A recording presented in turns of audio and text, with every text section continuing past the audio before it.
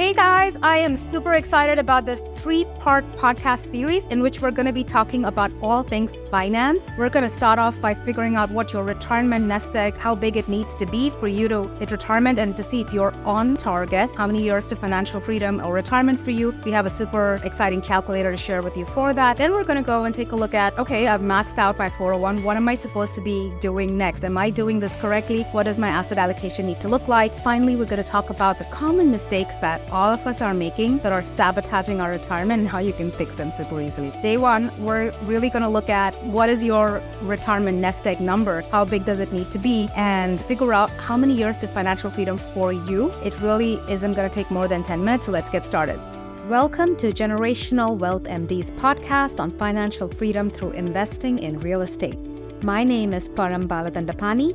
I'm a mom, radiologist, real estate investor, and mentor to others looking to start or scale their real estate portfolios. The goal of this podcast is to provide you with inspiration, strategies, and insight so that you can stop trading your time for money and live life on your terms. If you love the episode, don't forget to subscribe and leave a review. If you're thinking that the only path to retirement is working harder, saving more, and investing in the stock market till you hit 65, I invite you to the 10X Your Financial Freedom Through Real Estate experience. This free virtual coaching event from September 7th through the 14th is going to be a game changer.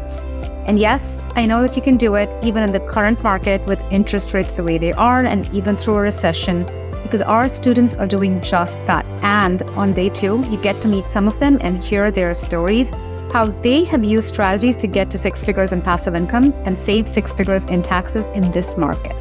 So if you're tired, burnt out, and ready to take back control of your time and income, if you're struggling to get your first long-term or short-term rental and don't want to learn from costly mistakes, if you're ready to go from a handful of rentals to 10xing your cash flow, I'm going to go over my proven framework that I used to get to financial freedom at 41 and that hundreds of our members have used.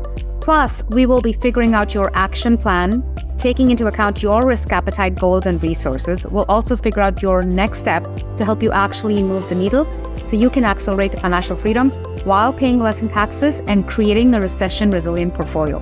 I want you to go ahead and register for the event at generationalwealthmd.com/event in lowercase, and I'll see you soon.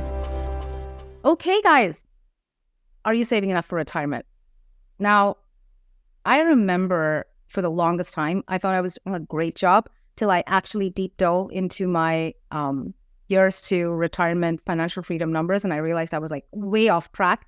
So today we're going to look at, how big does your nest egg need to be for you to be secure and set for retirement? $3 million, $5 million? I'm sure you've heard people throw out these numbers. What do they mean? What do they mean for you? And whenever I talk about retirement or financial freedom, I always start off with, what does that mean for you, right? Why are we even talking about retirement, which is the same thing as financial freedom? That's the point where you get to the stage where you have a stream of income coming in that isn't tied to your time spent in your job, right? And for most of us, that is super important because it means we now have the ability to take control of our time, because our income is decoupled from our job. And we use that time for connection, forming connections with family. We can use it for travel, for adventure. For a lot of people, especially if they're single income earners, that income is tied to financial security, right? To having control, to having autonomy, which a lot of times is lacking especially for people who are in W-2 jobs, but even for those who own their own businesses. And for some of us, it may mean that we now have the ability to take up that job with Doctors Without Borders or go work for that nonprofit, and pay it forward. All of those things mean so much to us. And that's why we place so much importance on retirement and those timelines. So I wanted to touch upon that briefly before we get started. But the traditional thinking is, and I have been fallen victim to this before also, for the first 10 years that I was working after training, I thought that if I worked extra shifts, if I took weekend calls, if I've seen people take on a second job, right? If we did all that, if we worked harder and made more money, or if we reduced our expenses, I've coupon clipped, right? We've done all of those things, And essentially, we're doing that because we want to really accelerate our path to retirement, right? So the traditional teaching is you work harder, you earn more, you save more, and then you get to retire faster. That's how you really accelerate that. But today we're going to look at your specific numbers. I have a super exciting calculator that we just updated, and we're going to see if you're really on track to retiring when you want to be retiring, right? And retirement is actually a game of numbers. Financial independence is a game of numbers. And in the next 10 minutes, together, we're going to figure out what you're doing and if you're really on track to retiring when you think you want to be retiring, okay? A little bit of background. This is super important for me because in 2019, I had a rough career transition. I thought my job was financial security. I realized it wasn't. And then just when things were settling back down, the pandemic started, and most of us remember that it was a very scary time where we were juggling more than we could and then more than we ever had. And there really wasn't any security at that point also, right? And so I started deep diving into retirement and financial independence and, okay, how many years to retirement? That was when I actually started looking at all of that. And I realized I was nowhere close to retirement. I thought I was doing all the right things. I believe I am a huge saver, right? And I was in a high income subspecialty, and I was so far off track 10 years after 10 years of doing that. And I took this first step. The first step I took was actually plugging my numbers into a retirement calculator.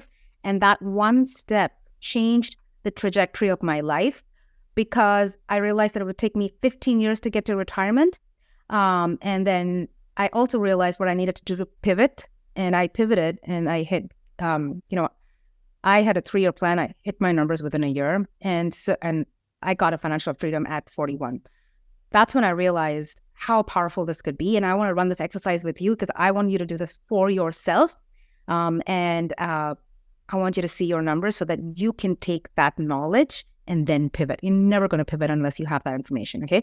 So before we get started, I'm going to run a little exercise. I want everyone on here, unless you're driving, then you don't want to be doing this. But for everyone who actually can do this, I want you to go onto this site. It's generationalwealthmd.com/FI in lowercase, okay?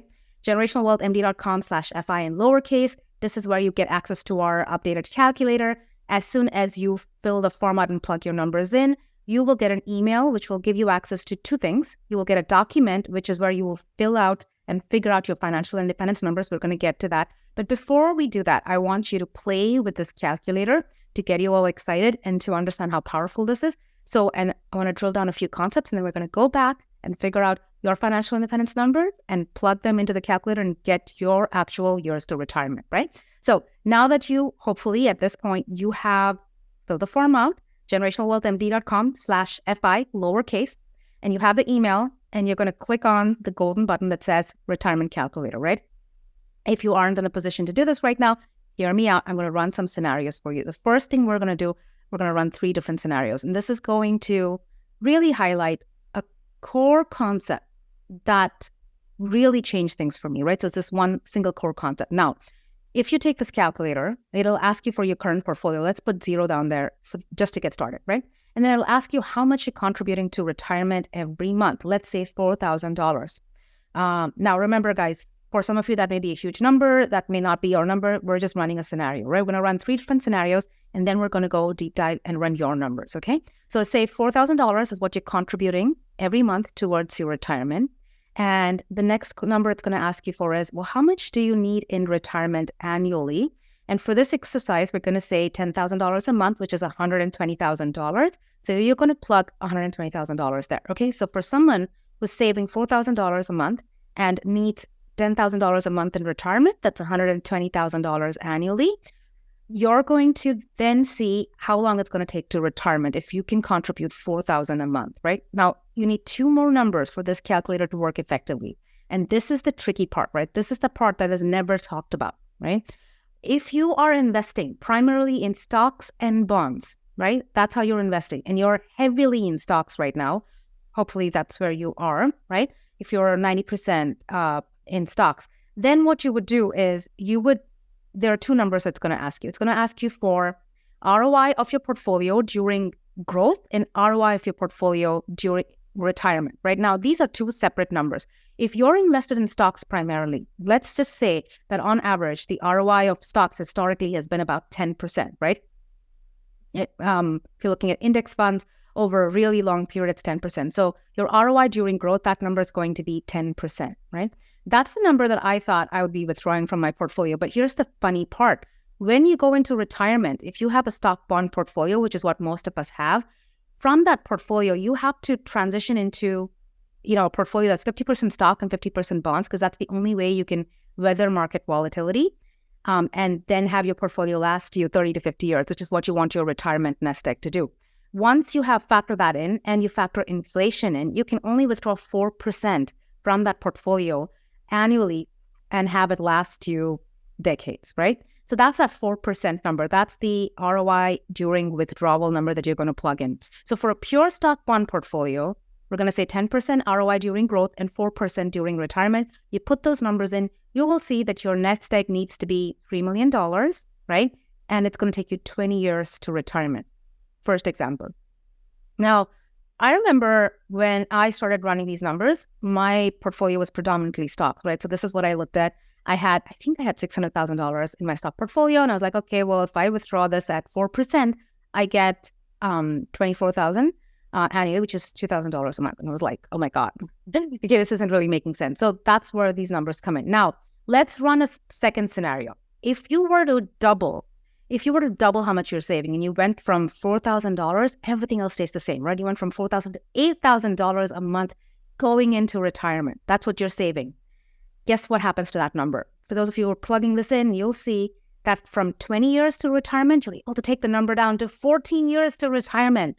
And that's a reduction, right? A 25% reduction in how long it takes you to get to financial freedom or retirement. But think about it. How do you go from saving $4,000 a month to $8,000 a month? That is nearly impossible, guys, unless you are driving yourself nuts, right? Working hard and, really being super, super frugal. That's not the life I want for any of you, right? And so that's the impact, right? That's the impact of doubling how much you're saving and contributing to retirement. And honestly, that isn't good enough, if you ask me, right? So we're going to do a third scenario where you go back to that first example where you're only contributing $4,000 a month to retirement and your number, your annual expenses in retirement stays the same. It's $120,000 annually. That's $10,000 a month. What you're going to do is you're going to plug in numbers for a portfolio where you're investing primarily in real estate. Now, I talk about this all the time with real estate. If this is what you're doing, if you're investing in syndications, on average, your retirement, that's investing passively, right? Not really, very little time on your part. Just put your money in there. You're getting an average of 20%. Your ROI is 20%, right? Annually. If you look at it on average over the course of decades, that's what you would get, right? That's how the model works. If you bought real estate and held it yourself and you just rented it out, that's where your number is going to be.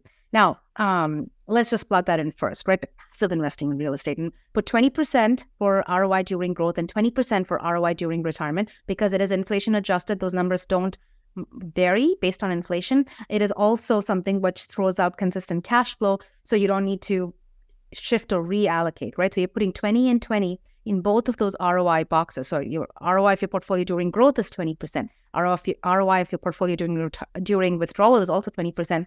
Guess where that number is? So now, what does that do to your years to retirement? It takes that number down to 6, right? So you haven't doubled your savings, right? All you're doing is allocating your assets differently. Now, all of a sudden, from 20 years, you've gone down to 6 years. Now, that is what I call massive impact, right? This is why I think this calculator is powerful, because there's a way to do things differently, and we don't even think about it that way, right? So that's what I want you to see. I'm going to run through a scenario of different asset classes and what the ROI should be for those asset classes. So bear with me, and then we're going to go in and run these numbers for you, okay? So the first one is stocks and bonds. We saw that if you're invested primarily in stocks, right, in equities or stocks, your ROI during growth is going to be 10%, but then that will have to shift during withdrawal. It will have to go down to 4%. And there are multiple studies that, that prove this over and over again. So the ROI during withdrawal is going to be 4%. So it's 10% and 4% if it's stocks. What happens if it's bonds and CDs, fixed income assets? On average, the ROI for both of those ROI numbers is going to be, if that's your portfolio, if it's just bonds and CDs, it'll be 5%. Okay, that's the number. If it's just cash, on average, your return is going to be 2%. Okay, now remember, inflation is 3%, so that's below inflation. So you're actually eroding your purchasing power, but that's what that number would be. It'll be 2% for cash. If you're invested in REITs, that number is going to be 10%, right? REITs typically have a 10%, 8 to 12% ROI, so that number is going to be 10%.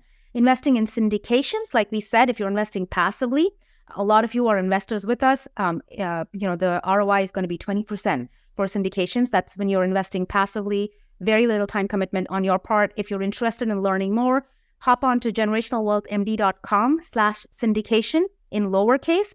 And we always have a link to our current offering. Right now we have Part 33. You can go and take a deep dive at that. We also have a free guide over there, which helps you understand investing in syndication. So those are free resources, but it's going to be 20%. It's the same thing if you have long-term rentals where you're buying and holding. You're just buying it and you're renting it out.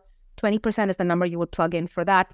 Now, that number can go all the way up to 50 to 70% if you have short-term rentals and you're tapping into tax savings and getting, 6 figures in tax savings. That really boosts that number up.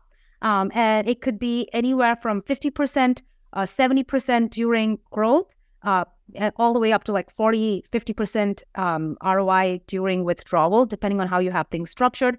If you want to learn more about the power of real estate investing and how you can really tap into it, we have a free 3-day virtual event coming up, September 7th to the 14th.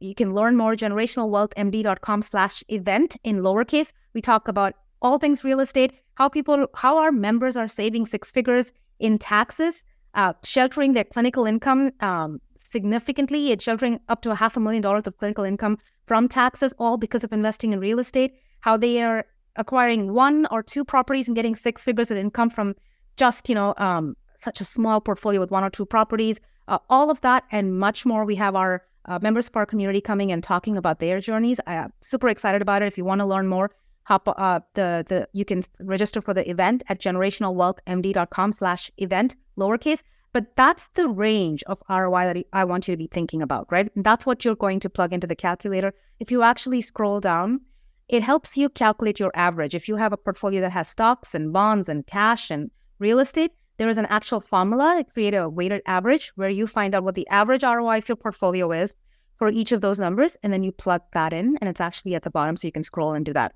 But now that you know the basic rules, I want you to now go ahead and I want you to figure out what your retirement nest egg needs to look at. You want to figure out what your years to retirement are. But before you do that, you need to do one thing. You need to go back to that email. You need to download the PDF that came with it.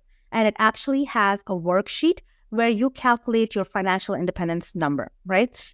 It breaks it down. It talks about mortgage, taxes, healthcare, your car, expenses for your car, vacations, debt, 529 plans, all of those things. How much do you need? How much are you going to be spending towards all of those things during retirement? You figure that number out. You plug that in. You sit down with your spouse, your significant other, or yourself if you're doing this by yourself. You figure that number out, your financial independence number, right? That is the number. That's what you need annually in retirement. That is going to be, so you replace the $120,000 in the previous example with your number, and then you're going to use all the average ROIs that I gave you to calculate the average ROI of your portfolio. If you're investing primarily in stocks at this point, then it would be that 10% for ROI during growth and 4% for ROI during withdrawal. It's simple.